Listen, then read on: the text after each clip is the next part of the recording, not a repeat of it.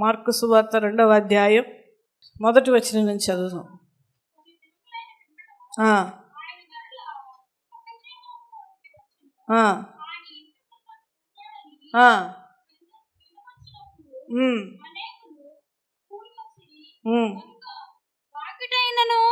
వారికి స్థలము లేకపోయేను. చాలమ్మా, ప్రార్థన చేసుకుందాం. తండ్రి అయిన దేవ పరిశుద్ధుడా, నీకు స్తోత్రాలు. ఈ వాక్య ధ్యానంలో నీ దాసురాలను ప్రభు నిలవబెట్టుకో.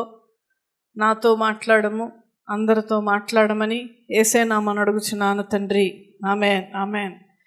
ఇక్కడ కపెర్నహూముకు యేసు ప్రభుల వారు రావడం జరిగింది. ఆయన ఉన్నాడని, యేసు ప్రభుల వారు ఉన్నాడని చాలామంది తెలుసుకొని అక్కడికి అనేక మంది కూడి వచ్చరి. దేవుని సన్నిధిని బైబిల్ గ్రంథంలో చూస్తే చాలామంది దేవుని సన్నిధిని ప్రేమించేటువంటి వారు కనపడతారు. ఇప్పుడు బైబిల్ గ్రంథంలో జరిగేటువంటి అద్భుతాలు ఈ రోజుల్లో ఎందుకు జరగట్లేదంటే దట్ ఈస్ ద రీజన్. అంత భక్తి లేదు మనకి, అంత ఆసక్తి లేదు మనకి, అంత తాపత్రయం లేదు. దేవుని మాటలు వినాలి, దేవుడు ఏం చెప్తున్నాడు, దేవుని వాక్యం ఏం చెప్తుంది, దేవుడు ఏమంటున్నాడు, ఇవన్నీ కూడా ఆసక్తి తగ్గిపోయింది, అందరిలో తగ్గిపోయింది, సన్నగిల్లిపోయింది. అయితే ఇక్కడ చూడండి, ఎంతోమంది ఆ యొక్క స్థలములో ఉన్నారు, ఆ యొక్క ఇంటిలో ఉన్నారు, స్థలము లేనంతగా కూర్చుని ఉన్నారు. అయితే అక్కడ ఏం జరిగిందంటే, ఆయన వారి వాక్యమును బోధించుతుండగా కొందరు పక్షవాయువు గల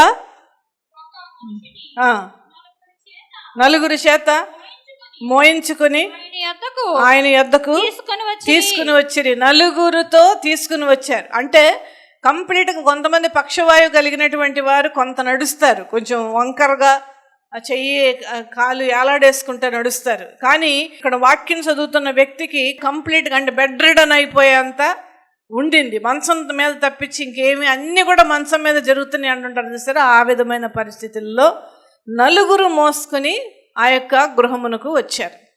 అయితే ఇక్కడ ఏం జరిగి ఉంటుంది సిచ్యుయేషను, పక్షవాయువు మంచం మీదే, అన్ని మంచం మీద ఇతనికి ఒక్క అడుగు కూడా లేసి అడుగేయలేని పరిస్థితి ఇతనికి. ఇక్కడ ఏం జరిగింది, కపెర్నహూము అనేటువంటి ఒక ప్రదేశంలోనికి ఈ పక్షవాయువు గలవారిని తీసుకుని వచ్చారు. ఏం జరిగి ఉంటుంది వాళ్ళందరూ ఇక్కడ రావడానికి? ఇప్పుడు పక్షవాయువు గలవాడు రోగమై ఉన్నాడండి. పక్షవాయువు గలవానికి ఏమొచ్చింది ఆశ, నేను బాగవ్వాలి, అంతవరకు మందులు వాడకుండా ఉండు. ఆయుర్వేదిక్ వాడుంటాడు, జిల్లేడాకులు వాడుంటారు, కనపడిన పసలన్నీ పోస్తుంటారు, అన్నీ జరిగినాయి అతనికి. కానీ అతడు బాగోలేదు. కానీ ఇతనికి నేను బాగవ్వాలనేటువంటి ఆశ కలిగినది. ఎందుకంటే యేసు ప్రభుల వారు స్వస్థపరుస్తున్నారు అందరినీ, అన్ని రోగాలను ఆయన బాగు చేస్తున్నాడు. శరీరంలో ఉన్నటువంటి ఏ భాగాలలో కూడా ఏ రోగం ఉన్నప్పటికీ కూడా దేవుడు స్వస్థపరుస్తున్నాడని ఇతను విన్నాడు.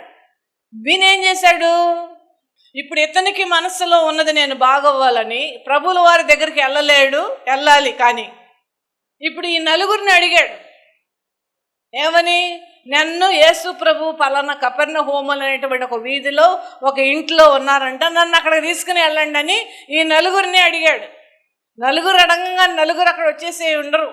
బహుశా నేను అనుకోవడం 2-3 నేను రాలేను, మా ఇంట్లో పేరెంటం, తర్వాత ఇంకేముంటాయండి, మెచ్యూర్ ఫంక్షన్స్, చెంబు ఇస్తారు, గ్లాస్ ఇస్తారు, అది తీసుకుని రావాలి, కనుక నేను రాను అని ఉంటారు కొంతమంది.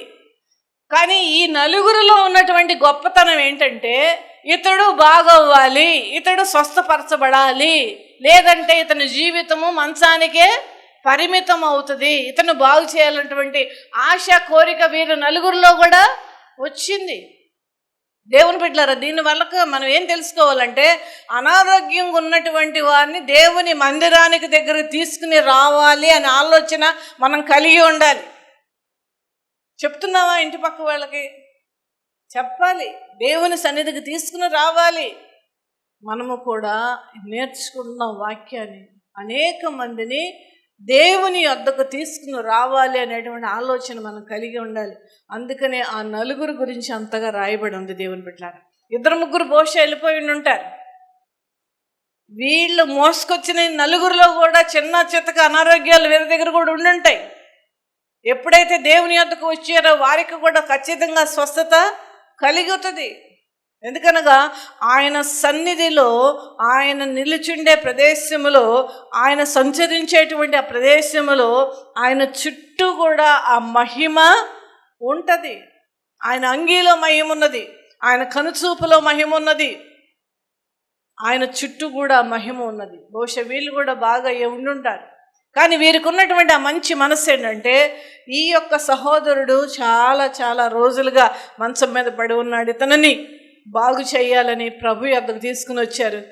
వస్తే ఏం జరిగింది? అక్కడ ఒక్క అడుగు వేయడానికి కూడా స్థలము లేనటువంటి పరిస్థితి ఆ ఇంట్లో ఉన్నది. ఉన్నప్పుడు మా వల్ల కాదు అని విడిచిపెట్టేసి వెళ్ళిపోయారా అండి? విడిచిపెట్టి వెళ్ళారా? ఎందుకంటే ఒక అడుగు మనిషి ఒక అడుగు వేయడానికి కూడా ఆ స్థలం లేదు, అంతమంది కిక్కిరిసిపోయి ఉన్నారు. కానీ ఇక్కడ చూడండి, వీళ్ళ యొక్క కోరిక, వీళ్ళ యొక్క మనస్సు ఎంత దృఢముగా ఉన్నదో చూడండి. ఎట్లయినా ఇతనిని దేవుని వద్దకు తీసుకుని వెళ్ళాలి. పట్టుదల ఆ విధంగా మనము దేవుని విషయంలో ఉండాలి, మనుష్యుల విషయంలో కాదు. నాకు పెళ్ళైనప్పుడు, వాళ్ళ ఇంట్లో పెళ్ళైనప్పుడు ఆమెకేమో ఆ చీర పెట్టింది, నాకేమో ఈ చీర పెట్టింది, దాని మొహం చూడను అంటారు చాలామంది. అంటారా? ఈ పట్టుదలలు ఎక్కువ మనకి. మొన్న ఒక ఆవిడ అంటుంది, 6 సంవత్సరాలు అయిందండి మా చెల్లెలతో నేను మాట్లాడి. అదేమన్నా గొప్పతనం అండి? అని అవార్డా? అది దేవుని బిడ్డలముగా తగదు. మనకి నొప్పించినా, బాధ పెట్టినా, మనస్సులో ఏమి ఉంచుకోవడానికి వీలు లేదు. దేవుని సేవకుల మీద, సంఘ బిడ్డల మీద అలగడం అనేటువంటిది అది దేవుని యొక్క బిడ్డల యొక్క లక్షణము కాదు. చూడండి దేవుని బిడ్డలారా, మంచి విషయాలలో పట్టుదల మనకు ఉండాలి, చెడ్డ వాటిల్లో పట్టుదల ఎందుకు పనికిరానిది. దానివలన నీవే దేవుని యొక్క ప్రేమను కోల్పోయేటువంటి అవకాశం ఉంటుంది. మంచి వాటి అందు పట్టుదల కలిగి ఉండండి. అక్కడ స్థలము లేదు, వెళ్ళడానికి స్థలం లేదు. మా వల్ల ఏమవుతుందండి, ఇంతవరకు తీసుకొచ్చేసి నువ్వే చూసుకు ఏం చేసుకుంటావు అని వెళ్ళిపోలే వాళ్ళు. వాళ్ళకు కూడా పనులు ఉంటాయి, వాళ్ళకు కూడా సంపాదించుకోవాలి, ఉద్యోగాలు ఉన్నాయి, వ్యాపారాలు ఉంటాయి. అయినప్పటికీ కూడా ఇది జరగాలి, అతని జీవితం బాగుపడాలనేటువంటి ఒక విశ్వాసముతో, ఒక నమ్మకముతో, ఒక పట్టుదలతో వీరున్నారు. సరే, ఏమని నిర్ణయం చేసుకున్నారు? ఇంటి కప్పు ఊడదీసి, అప్పుడు బహుశా పెంకుటిల్లు అయి ఉంటుంది, పెంకుటిల్లు అయి ఉంటుందని నేను అనుకుంటున్నాను. ఆ పెంకుటిల్లోంచి కిందకు దింపుదాం, ఆ యొక్క మంచం బలంగా తాళ్ళు కట్టానని ఒక ఐడియా వచ్చింది. తాళ్ళు రెడీగా ఉంటాయా? ఉండవు కదా, తాళ్ళు కూడా తెచ్చి ఉంటారు. ఇవన్నీ కూడా వాక్య వెనక భాగాన్ని మనం ఆలోచిస్తూ ఉంటుంటే మనం చాలా చాలా అర్థమవుతాయి మనుషులు ఎంత ఆసక్తి కలిగినటువంటి వారుగా ఉన్నారు. నిజంగా దేవుని ఎడల మనకి ఆసక్తి మనం కలిగి ఉంటే ఖచ్చితంగా కార్యాలు జరుగుతాయండి. హల్లెలూయా, హల్లెలూయా. అనాసక్తిగా, బలహీనముగా మనం ఉంటే మనకు వచ్చేవి కూడా బలహీనంగానే ఉంటాయి, గాలికి ఎగిరిపోయేటువంటి రీతిగా. ఫర్ ఎగ్జాంపుల్, అదే నా ఇల్లు అనుకోండి, ఆ కపెర్నహూములో ఉన్న గృహంలో నేనే ఒప్పుకుంటానండి ఇల్లు ఊడదీయడానికి? ఒప్పుకుంటారా? దాదాపు ఇంత మంచం పట్టేటువంటి ఒక స్థలము ఊడదీయాలని అంటే దానికి పెంకులు తీయాలి, దాని కింద చెక్కలు ఉంటాయి, బ్యాంబూస్ని అట్లా కోసి అట్లా వేసి దాని మీద పెంకులు పరుస్తారు. కానీ ఇక్కడ ఖచ్చితంగా ఇంటి యజమాని కూడా ఒప్పుకున్నాడు. హల్లెలూయా, హల్లెలూయా. ఒప్పుకున్నాడు. ఒప్పుకోకుండా చేయరు కదండి, ఒప్పుకోకుండా చేయరు కదా, కానీ ఒప్పుకున్నాడు. హల్లెలూయా. స్వస్థత కార్యము ఒకరి జీవితంలో జరిగింది అని అంటే ఎంతమంది సహకారము చూడండి దేవుని బిడ్డలారా, ఎంతమంది సహకారముతో. ఇవన్నీ దేవుడు తెలుసు, కానీ ఆయన మౌనంగా ఉన్నాడు. ఎందుకంటే మనం ఎంత ప్రయత్నం చేస్తాం, ఎంతగా పట్టుదల కలిగి ఉంటాం, ఎంత ఆసక్తితో మనం ఉంటామని దేవుడు చూస్తాడు. హల్లెలూయా, హల్లెలూయా. ఆ ఇంటి కప్పును ఊడదీసి ఆ ప్రభుల వారి ముందు ఆ యొక్క మంచాన్ని దింపారు. దింపినప్పుడు ఏం జరిగిందండి? వారి విశ్వాసమును చూచి, కుమారుడా పాపములు క్షమింపబడి ఉన్నామని పక్షవాయుగలవానితో చెప్పెను. చాలండి. ఇక్కడ ఎందుకు వచ్చాడండి ఇతను? పక్షవాయు కలిగిన వాడు. స్వస్థత గురించి వచ్చాడు. ప్రభులు వారు వారి విశ్వాసాన్ని చూసి, ఎందుకంటే విశ్వాసమును బట్టి దేవుడు సంతోషించేవాడుగా ఉన్నాడు. హల్లెలూయా. సంతోషిస్తాడా? విశ్వాసం సంతోషిస్తాడా? వాక్య ఆధారం ఏదండి? విశ్వాసము లేకుండా దేవునికి ఇష్టడై ఉండుట అసాధ్యం. Just not possible. అసలు పాసిబులే కాదు. దేవునికి ఇష్టలే మనం ఉండాలి. గుర్తుపెట్టుకోండి దేవుని బిడ్డలారా, దేవునికి ఇష్టలే మనం ఉంటాం. ఇప్పుడు చాలామంది నాకు అవి ఇవి ఇచ్చి మీకు ఇష్టం కదా అందుకే చేసుకొచ్చామమ్మా అని అంటారు అనుకో, చాలా సంతోషం వాళ్ళ యొక్క ఫేస్లో నేను చూస్తాను. అది చూసి నేను కూడా సంతోషిస్తాను. నన్ను అంతగా ప్రేమిస్తున్నారు. మనుష్యులుగా మనమే అలా ఉంటే దేవుడు గనక సంతోషపడితే, ఇంకెంతగా దేవుడు ఆనందపడితే, ఇంకెంతగా దేవుడు ఆయన హృదయానుసారముగా లేదంటే హృదయపూర్వకముగా ఏ విధముగా ఆశీర్వాదాలు ఇస్తాడండి. హల్లెలూయా. చూడండి, ఈ యొక్క పక్షవాయువు కలిగినటువంటి వ్యక్తి స్వస్థత కోసం వచ్చాడు. కానీ ప్రభు ఏమంటున్నాడండి? ఎందుకన్నారు అది?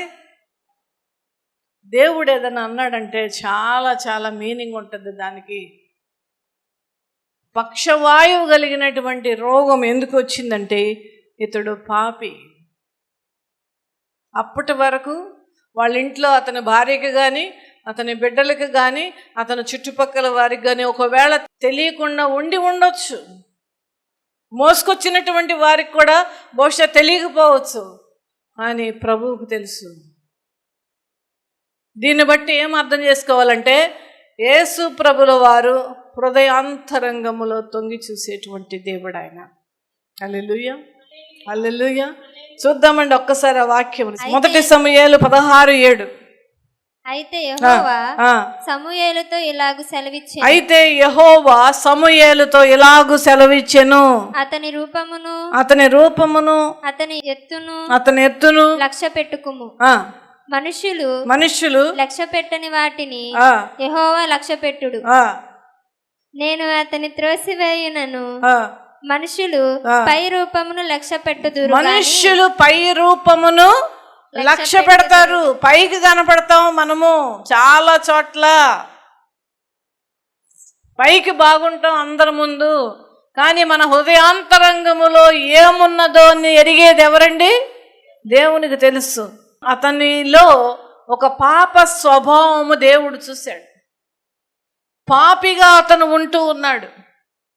పాపము చేస్తూ ఆ యొక్క రోగి అయి ఆ యొక్క రోగమును భరించేటువంటి వాడుగా అక్కడ ఉన్నాడు. ఆ పాపము వలననే ఆ రోగము వచ్చి ఉన్నది. ఎవరి వలన వచ్చిందండి? పాపం వలనే ఆ రోగము వచ్చినది. ఒక్కసారి ప్రసంగి గ్రంథం చూద్దామండి. ప్రసంగి గ్రంథం 5వ అధ్యాయం 6వ వచనం చదవండి. నీ దేహమును శిక్షకు లోపరుచునంత పని నీ నోటి వలన జరగనీయకము. అది పొరపాటు చేత జరిగినని దోత ఎదుట చెప్పకుము. నీ దేహము నాకు, చెప్పండి అందరూ, నీ దేహమునకు శిక్షకు లోబరుచునంత పని నీ నోటి వలన జరగనీయకము. చూసారండి, మనకేంటంటే ఇంకొకళ్ళ గురించి చెడు చెప్పడం భలే ఇష్టం. ఇంకొకళ్ళ గురించి లేనిపోని కల్పించి చెప్పడం చాలా ఇష్టం. మన నోట్లోంచి ఒక మాటలు వస్తున్నాయి అని అంటే చాలా జాగ్రత్తగా మనము గమనించుకోవాలి. ఆ మాటల వలన వాళ్ళేమో పక్కన పెట్టండి, కానీ శిక్ష, దేవుని శిక్షను అనుభవించేటువంటి వారంగా ఉంటాం. నీ నోటి వలన నీ దేహమునకు శిక్ష రానివద్దని హెచ్చరిస్తున్నాడు సొలొమోను భక్తుడు ప్రసంగి గ్రంథములో. చాలా జాగ్రత్తగా మన మాటలు ఉండాలి దేవుని బిడ్డలారా. ఎందుకంటే హృదయాంతరంగంలో ఏమున్నదో చూసేటువంటి దేవుడు ఆయన. మనుష్యులు పైన లక్ష్య పెడతారు కానీ దేవుడు హృదయాన్ని చూస్తాడు. ఇతడు స్వస్థపరచడానికి రాబడ్డాడు, కానీ ఇతనిలో పాప స్వభావాన్ని దేవుడు చూశాడు. పాపి అయి ఉండట దేవుడు చూశాడు. పాపం వలననే ఆ రోగం వచ్చిందని దేవుడు గమనించాడు. ఒక్కసారి దేవుని యొద్దకు వస్తే మన పాపములన్నీ కూడా క్షమింపబడతాయి. మార్కు సువార్త 2వ అధ్యాయం 9వ వచనం. నీ పాపములు క్షమింపబడి ఉన్నావని చెప్పుట సులభమా? నీవు లేచి నీ పరుపెత్తుకుని నడుమని చెప్పుట సులభమా? అయితే పాపము క్షమించుటకును భూమి మీద మనుష్య కుమారునికి పాపములు క్షమించుటకు మనుష్య కుమారునికి అధికారము కలదు.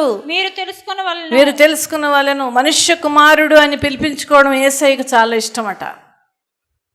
ఎందుకు ఇష్టము అని అంటే, ఆయన మనుష్య రూపముగా ఈ లోకమునకు వచ్చి ఉన్నారు. ఎందుకనగా మనుష్యులు చేసినటువంటి పాపములు ఆ మనుష్య ఆకారముతో లేదంటే మనుష్య శరీరముతోనే మరలా ఆ యొక్క శరీరముతో చేసినటువంటి పాపములు మళ్ళా శరీరము ద్వారానే తీసివేయబడాలి. అందుకనే మనుష్య కుమారుడు అని పిలిపించుకోవడం యేసయ్యకి ఇష్టమనే మరి నేనైతే అనుకుంటూ ఉన్నాను. కనుక నాకు అధికారం కలదని ఇక్కడ దేవుడు చెప్తూ ఉన్నాడు. పక్షవాయు గలవాని చూచి నీవు లేచి నీ పరుపునెత్తుకొని ఇంటికి పొమ్మని నీతో చెప్పుచున్నాను అనగా, తక్షణమే వాడు లేచి పరుపునెత్తుకొని వారందరి ఎదుట నడిచిపోయెను. హల్లెలూయా. వారందరి ముందు నడుచుకుంటూ వెళ్ళాడు. మామూలుగా నడవల, పరుపునెత్తుకొని నడుచుకుంటూ వెళ్ళాడు. పరుపును మోస్తూ వెళ్ళాడు. వాళ్ళందరి ముందు నడుచుకుంటూ వెళ్ళాడు. తర్వాత ఏం చేశాడండి? వారందరూ విభ్రాంతి నొంది మనం ఎలాంటి కార్యములు ఎప్పుడూ చూడలేదని చెప్పుకొనుచు దేవునిని మహిమ పరిచరి. హల్లెలూయా, హల్లెలూయా. దేవునిని మహిమ పరిచేటువంటి కార్యాలు అక్కడ దేవుడు చేసి ఉన్నాడు. అయితే ఇతనికి ఏ స్వస్థత వచ్చిందండి? ముందుగా మానసికమైన స్వస్థత వచ్చింది ఇతనికి. అతని జీవితం పరిశుద్ధపరచబడింది. అతని పాత జీవితం పరిశుద్ధపరచబడింది. ఆ పాపముతో నిండి ఉండి కొని తెచ్చుకున్నటువంటి రోగము బాగైంది. మొట్టమొదటగా దేవుడు రూట్ కాజ్ నుంచి తీస్తాడండి, రూట్స్ నుంచి తీసేస్తాడు. అదే విధముగా ఎందుచేతకు ఈయనకు ఆ పక్షవాయువు వచ్చిందంటే ఇతడు పాపి అని దేవుడు గ్రహించాడు. అంతేకాదు, అతనిలో గొప్ప మార్పు రావడానికి ఆ స్వస్థత కారణమైనది. హల్లెలూయా, హల్లెలూయా. దేవుడు తెలుసుకున్నాడు నా గురించి అని ఇతను అర్థం చేసుకుని ఆ తర్వాత దేవునికి మరి మహిమపరిచేటువంటి జీవితముగా ఖచ్చితంగా ఆ యొక్క వ్యక్తి చేసి ఉండుంటాడు. కనుక మనం ఈ రోజున నేర్చుకోవలసింది ఏంటంటే, దేవుడు హృదయాంతరంగంను చూసేటువంటి వాడు. మనుష్యులకు కనపడకుండా మనం ఎన్నో చేసి ఉండుండొచ్చు, ఎన్నో పాపాలు చేసి ఉండుండొచ్చు, ఎన్నో ద్రోహకార్యాలు చేసి ఉండుండొచ్చు. కానీ దేవుని కంటికి అసాధ్యమైనది ఏది, దేవుని కంటికి మరుగైనది ఏది కూడా లేదని వాక్యం చెప్తూ ఉన్నది. తీసుకురావడానికైతే శరీరాన్ని తీసుకుని వచ్చాడు, కానీ దేవుడు అంతరంగాన్ని చూస్తున్నాడు. ఎందుకంటే అంతరంగమున పరిశుద్ధత కోరుకునే దేవుడు అని వాక్యం చెప్తూ ఉన్నది. అంతరంగం పరిశుద్ధముగా ఉండాలి, అప్పుడు ఆటోమేటిక్గా స్వస్థత కార్యాలు జరుగుతాయి. హల్లెలూయా. మనం ఈ రోజున మొట్టమొదటగా ఎవరినైనా మందిరానికి దేవుని వద్దకు తీసుకుని రావడానికి మనకు కష్టమైన నష్టమైన ఇబ్బంది అయినా తీసుకురావడానికి మనం ప్రయత్నం చేయాలి. ఆసక్తి మనలో ఉండాలి, ప్రార్థన చేయాలి. వాళ్ళని నేను తీసుకెళ్ళాలి ప్రభువా, వాళ్ళు నా మాట వినే మనసు దయచే, వాళ్ళ మందిరాన్ని తీసుకుని వచ్చే మనసు దయచేయమని ప్రార్థన చేయాలి. రెండోది ఏంటంటే, అంతరంగమున పరిశుద్ధత కోరుకుంటున్నాడు దేవుడని మనం తెలుసుకోవాలి. జాగ్రత్తగా వహిస్తూ మనము బ్రతకాలి ఆయన కన్నుల ఎదుట. నీ దేహమునకు శిక్ష లోబరుచునంత పని నీ నోటి వలన చెయ్యొద్దు అనే వాక్యం చెప్తూ ఉన్నది. మన నోటి ద్వారా మన దేహానికి అది శిక్ష వస్తుందండి. మనం ఏమనుకుంటామంటే, బాగా దులిపేశానండి, కడిగేశాను, ఏం కడగల, మనం బురద రాసుకుంటున్నాం. అది గమనించుకోవాలి ఈ రోజున వాక్యము ద్వారా. అయితే మానసికమైన శారీరకమైనటువంటి స్వస్థతలు దేవుడు చేసేటువంటి వాడు. దేవుడు ముందుగా హృదయంలో పరిశుద్ధతను కోరుకుంటున్నాడు మనందరి ఎడల. కనుక మన హృదయాన్ని పరిశుద్ధపరచుకుందాం. దేవుని వద్దకు రావడానికి మనం ఎప్పుడూ కూడా మరి ఆసక్తులై ఉందాం. అటువంటి కృప దేవుడు మనందరికీ అనుగ్రహించును గాక. Amen, amen. అందరికీ నమస్కారం. చాలా రోజులుగా ఈ ప్రత్యేకమైనటువంటి వీడియోతో మీ ముందుకు రావాలని నేను ఆలోచిస్తూ ఉన్నాను. మరి ఎందుకనగా మరి చాలామంది విషయాలలో మరి నేను ఎంతో ఒక భారం కలిగినటువంటి వ్యక్తిగా నేను ఉన్నాను. ఎందుకంటే చాలా చోట్లకి నేను వాక్య పరిచర్య చేయడానికి వెళ్తూ ఉంటాను. అయితే అక్కడ పిల్లలకు తల్లులు అవనివ్వండి, తండ్రులు అవనివ్వండి, మరి చర్చికి వస్తూ ఉన్నప్పుడు మరి ప్యాకెట్లు కొనుక్కొని తీసుకుని వస్తూ ఉంటారు. అక్కడ వాక్యం జరుగుతూనే ఉంటుంది, ఆరాధన జరుగుతూనే ఉంటుంది. ఆ ప్యాకెట్లు ఊడదీసుకొని ఆ పిల్లలు తింటూనే ఉంటారు. అది చూసి నేను చాలాసార్లు బాధపడుతూ, తల్లులైనటువంటి వారు, తండ్రులైనటువంటి వారు మరి సరిగ్గా ఆలోచించలేకపోతూ ఉన్నారు. అది మంచిదా కాదా అనేటువంటి విషయము, పిల్లలకి అది ఎంతవరకు ఆరోగ్యం అనేటువంటి విషయము మరి ఆలోచించకుండా మరి ఎందుకు వాళ్ళు కొంటున్నారు అనేటువంటి ఒక బాధ నాకు చాలాసార్లు కలిగింది. అయితే నేను ఎందుకు చెప్తూ ఉన్నానంటే మరి ఈ మధ్యకాలంలో చాలా చాలా అనారోగ్యమైనటువంటి ఆహారాలు ఆ ప్యాకెట్లో రావడం, దాంట్లో విపరీతమైనటువంటి సాల్ట్ వేస్తారు, మీరు గమనించండి.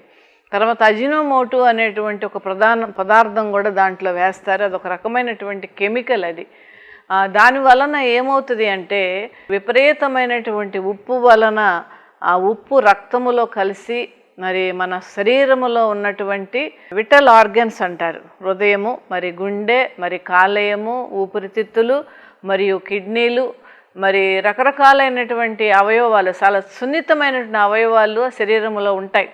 ఇవన్నీ కూడా చాలా పాడవడానికి అవకాశము ఉంటుంది. అవకాశం అంటే ఖచ్చితంగా అవి ఎక్కువగా కాలము తింటే అవి పాడయ్యేటువంటి పరిస్థితులు ఉంటాయి. చిన్నపిల్లలు కూడా అవి అలవాటైపోయి ఏం చేస్తారని అంటే వాటినే కావాలి, ప్రతిరోజు కూడా వారు కావాలని మరి మారం చేసేటువంటి పిల్లలు ఉన్నారు. వాళ్ళ ఏడుపును తగ్గించడానికి తల్లిదండ్రులు కూడా కొనేసి ఇవ్వడం కూడా మరి గమనిస్తూ ఉన్నాం.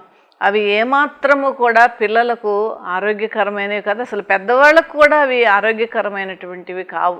వాటి తినటం వలన చాలా చాలా అవయవాలు పాడేటువంటి అవకాశములు, భయంకరంగా క్యాన్సర్ కూడా వచ్చేటువంటి అవకాశము మరి వాటి వలన చాలా ఉంటుంది. కనుక అలాంటి ప్యాకెట్లు దయతో మరి మీ తల్లిదండ్రులు అనేటువంటి వారు మీరు పిల్లలకి ఇవ్వద్దని నేను మనవి చేస్తూ ఉన్నాను. కనుకనే ఈ విషయం నేను మీ అందరికీ టీవీ ద్వారా చెప్పాలని మరి నిర్ణయించుకొని ఇది మా ఇంట్లో మరి షూటింగ్ చేయడం జరుగుతూ ఉన్నది. దయతో నా మాటను మీరు వింటారని అనుకుంటూ ఉన్నాను. అంతేకాదు మరి కూల్ డ్రింక్స్ కూడా స్పెషల్గా ఈ 10 రూపాయలు కూల్ డ్రింక్ వచ్చిన దగ్గర నుంచి కూల్ డ్రింకులు కూడా పిల్లలకి విపరీతంగా ఇచ్చేస్తూ ఉన్నారు. అది కూడా అస్సలు మంచిది కాదండి. అవి కూడా శరీరంలోనికి వెళ్ళి మరి మన యొక్క శరీరంలో ఉన్నటువంటి భాగాలను పాడు చేసేటువంటి అవకాశం ఉంటుంది. నాకు ఒకసారి అనిపిస్తూ ఉంటుంది, చిన్నతనము నుంచి ఈ విధముగా ఈ రకమైనటువంటి బజార్లో కొనుక్కునేటువంటి ఆహారాలు అలవాటు పడిపోతే పిల్లలు కొంత వయసు వచ్చిన తర్వాత అనేకమైనటువంటి రోగాలకు వారు గురయ్యి డాక్టర్లు కూడా అంతు చిక్కనటువంటి జబ్బులతో పడిపోతూ ఉన్నారు. కనుక దయతో గమనించండి, కూల్ డ్రింక్స్ కూడా అస్సలు మరి మీరు పిల్లలకి అలవాటు చేయొద్దు. మీరు కూడా తాగకుండా ఉంటే వాళ్ళు ఖచ్చితంగా మిమ్మల్ని మరి ఫాలో అవ్వడానికి అవకాశం ఉంటుంది. కనుక బజార్లో కనపడేటువంటి ఆ ప్యాకెట్లు మరియు ఆ రకమైనటువంటి బిస్కెట్లు కూడానండి, బిస్కెట్లు చాలా మంచిదని అనుకుంటారు, కానే కాదండి. బిస్కెట్స్ కూడా అస్సలు మంచిది కాదు, దాని నిండా మైదా ఉంటుంది, అది కూడా అస్సలు మంచిది కాదు. మీరు అడగొచ్చు బిస్కెట్లు తినొద్దు, ప్యాకెట్లు తినొద్దు, మరి బజార్లో కొనుక్కునే వస్తువులు తినొద్దు అని. మరి ఏం తినాలి అని అంటే పిల్లలకి మంచి ఆరోగ్యకరమైనది శనగలు ఉడకపెట్టి చక్కగా తాలింపు వేసి ఆ శనగలు ఇవ్వండి, తర్వాత నానబెట్టినటువంటి వేరుశనగ పప్పులు ఇవ్వండి, తర్వాత ఇంట్లో చేసినటువంటి ఆహార వస్తువులను మరి వారికి ఇవ్వమని మరి నేను తెలియజేస్తూ ఉన్నాను. ఇంట్లో వాళ్ళకి ఏది బలమైనటువంటిది అది గమనించుకొని ఇంట్లోనే తయారు చేసి వాటినే ఇవ్వడానికి మీరు ప్రయత్నం చేయండి. కొబ్బరి నీళ్ళు ఇవ్వచ్చు, మజ్జిగ ఇవ్వచ్చు, ఇంకా రకరకాలైనటువంటివి మరి వాళ్ళు తాగడానికి మీరు ఇవ్వచ్చు. కానీ బజార్లో కనపడినవన్నీ కూడా మరి ఇవ్వద్దని దయతో నేను మనవి చేస్తూ ఉన్నాను. చాలామంది పిల్లలు ఏడుస్తున్నారు కదా అని చెప్పేసి ఆ ప్యాకెట్లు ఈజీగా దొరుకుతున్నాయి కనుక షాపులో వేలాడదీసేటువంటి ఆ ప్యాకెట్లు అన్నీ కూడా కొనుక్కొని మరి ఇస్తున్నారు. దయతో ఇది మానేయవలసిందిగాని మీకు మనవి చేస్తున్నాను. వాక్యం చెప్పేటువంటిది నేను మరి ఇది నేను మీ ముందుకి ఈ విధంగా ఎందుకు తీసుకుని వస్తున్నాను అని అంటే నాకు చాలా చాలా భారమైనటువంటి విషయము నాకు ఉన్నది మనసులో, చాలా బాధ కలిగించేటువంటిది ఉంది. చాలా సంఘాలలో ఆ చర్చికి వస్తా కూడా ఆ ప్యాకెట్లు తీసుకుని వస్తూ ఉంటారు. దారి పొడవునా కూడా కూల్ డ్రింకులు కొని ఆ పిల్లలకి ఇవ్వడం నేను చూస్తూ ఉంటాను. అవన్నీ దయచేసి మానేసేయండి. మీ పిల్లల ఆరోగ్యము చాలా అవసరమైంది. పిల్లలు ఆరోగ్యముగా ఉంచడం, పిల్లల్ని సరైనటువంటి రీతిలో పెంచడం మన యొక్క బాధ్యత అండి. అది మనం ఖచ్చితంగా మనం అది గుర్తించాలి. తర్వాత అనారోగ్యం వచ్చి లక్షలు హాస్పిటల్కి పోసి మరి పిల్లలకి అనారోగ్యం వచ్చేసేసి బాధపడడం కంటే ముందుగానే మరి మేలుకోవడం మంచిది. ముందుగానే అది తెలుసుకొని మీరు సరిచేసుకొని బిడ్డలకి ఇంట్లో ఉండేటువంటి ఆహారాలు అలవాటు చేయవలసిందిగా మీకు తెలియజేస్తూ ఉన్నాను.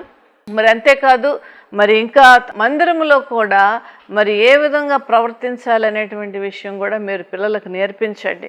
అది ఎందుకంటే చిన్నతనంలో నుంచే వాళ్ళకి తెలియజేస్తే వాళ్ళు చక్కగా మందిరంలో కూడా ప్రవర్తించుట వాళ్ళు నేర్చుకుంటారు.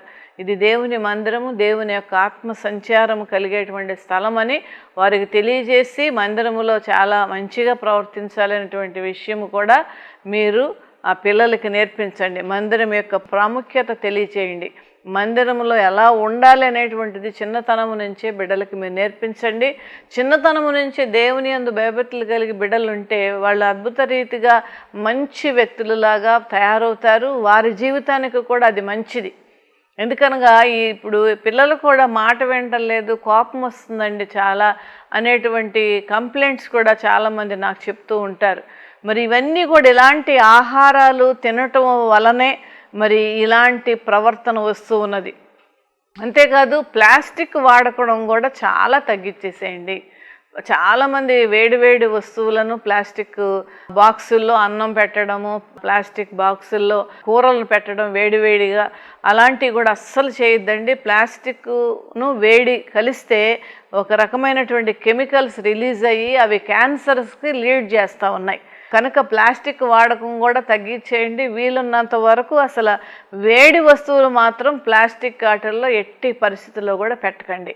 అంతేకాదు బయట నుంచి సాంబార్లు అవి తెచ్చుకుంటూ ఉంటారు. ఆ యొక్క పాలిథిన్ కవర్ ప్యాకెట్లలో అది వేడిగా వారు ఆ ప్యాకెట్లు చేసేస్తారు. దాంట్లో కూడా ఆ యొక్క క్యాన్సర్ సంబంధించినటువంటి ఒక కెమికల్స్ ఆ ప్లాస్టిక్కి ఆ వేడికి కలిపి రిలీజ్ అయ్యి అవి తీసుకొనటం వలన చాలామంది క్యాన్సర్స్ బారిన పడుతూ ఉన్నారు, క్యాన్సర్ జబ్బుతో బాధపడుతూ ఉన్నారు. మరి మొన్న మాకు తెలిసిన వ్యక్తి కూడా ఆ క్యాన్సర్తోనే చనిపోతే వాళ్ళు అంటూ ఉన్నారు, ఏం అలవాటు లేవండి, కనీసం టీలు కూడా తాగడు, సిగరెట్ అలవాటు లేదు, తాగుడు అలవాటు లేదు, గుట్కాలు వాడడు, ఏమీ లేడు, చాలా మంచిగా ఉంటాడు, అయినా క్యాన్సర్ వచ్చిందంటే ఇదే కారణం అండి. నేను ఈ ఎగ్జాంపుల్గా కూడా మీ ముందుకు తీసుకుని వస్తున్నాను, ఇవే కారణం.